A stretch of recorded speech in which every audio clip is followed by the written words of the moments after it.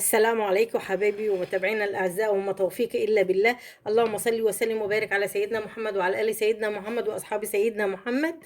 احنا النهارده هنعمل حلوى اقتصاديه جدا من العيش، وطعمها جميل جدا ومش هتفرقيها اي حاجه عن الجلاش. الوقت ده رغيف عيش عادي خالص من الفرن بتاع التموين.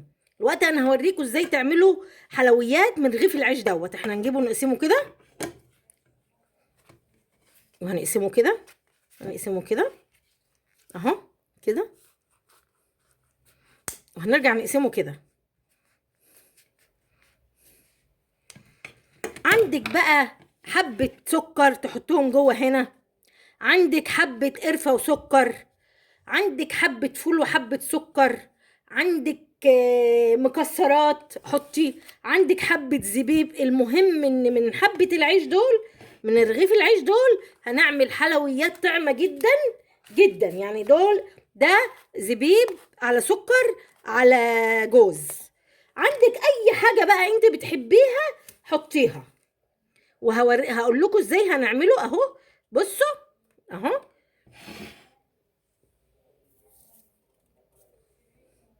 هنلفه كده كده. ده العيش بتاع التموين عادي، وده السكر بتاع التموين عادي، ده حاجة التموين عادي. يعني ده هيبقى موجود في اي بيت، في اي بيت هتلاقيه موجود اهو.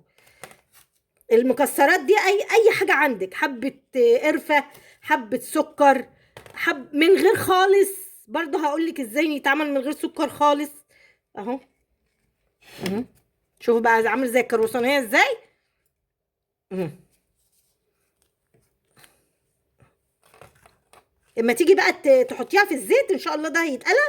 اما تيجي تحطيها في الزيت، تحطيها على الحته اللي هي اللي تحت دي، وتحاولي تضميها على بعض شويه اهي. اهو.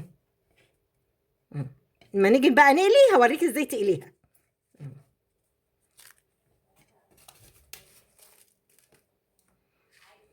ده. خلاص كده، احنا كده قلنا الفكره. يعني دلوقتي عندك حبه زبيب حطي، عندك حبه مكسرات حطي، عندك حبه قرفه بسكر حطي، ما عندكيش خالص سيبيها. وهقول لك هنعمل ايه بعد كده، بس انت تزوديه اهو.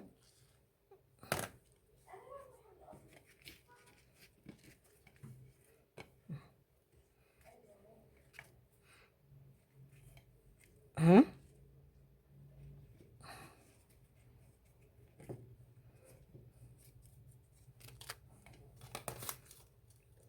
ده رغيف عيش، بس منه هتعملي حلويات كتيرة جدا وحلوة قوي اهو. نعمل على الوش بلاش على الظهر اهو.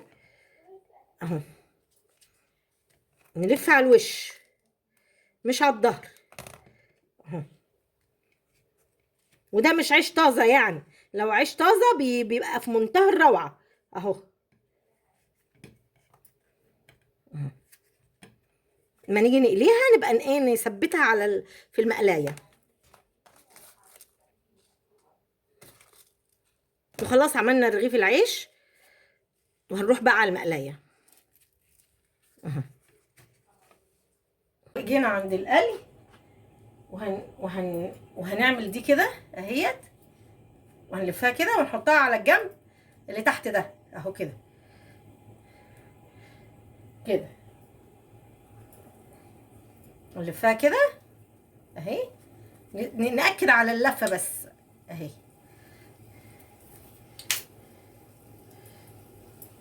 نأكد على اللفة اهي.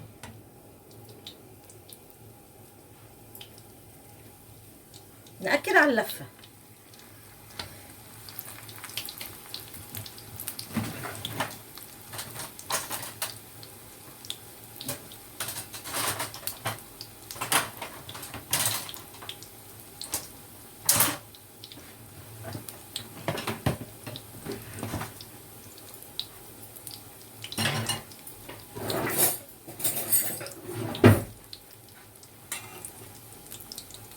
هتبقى عاملة زي الجلاش ومورقة جدا جدا جدا. نحط كمان عشان ايه الوقت اهو. نحط على الحته ايه ونتك عليها كده عشان ايه ما تفكش اهو. ايدك ما تلمس الزيت.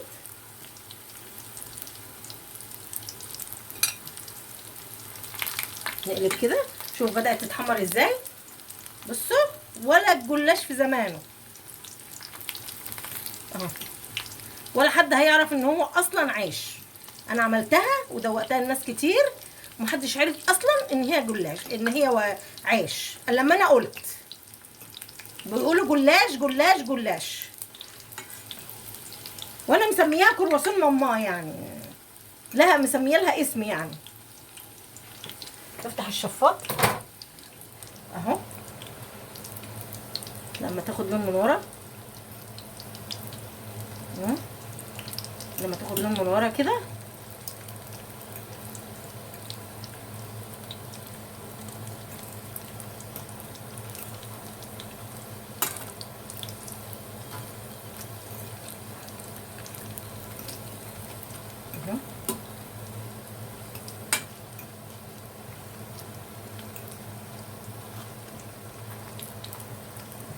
هنبدأ نطلع بقى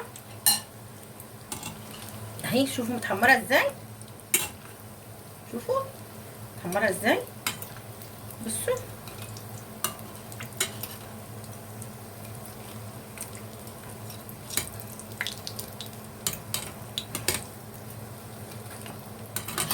نحط المجموعة التانية،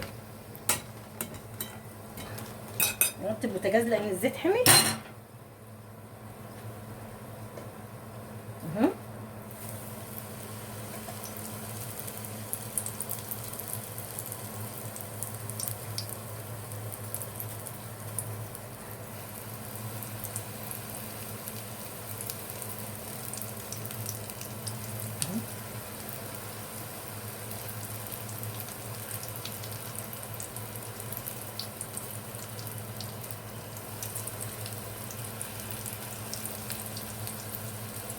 وبرغيف عيش او برغيف ونص عيش او باي حاجه عندك وكمان هنحط ايه اللي طلع ده، هنحط عليه سكر بودره كده.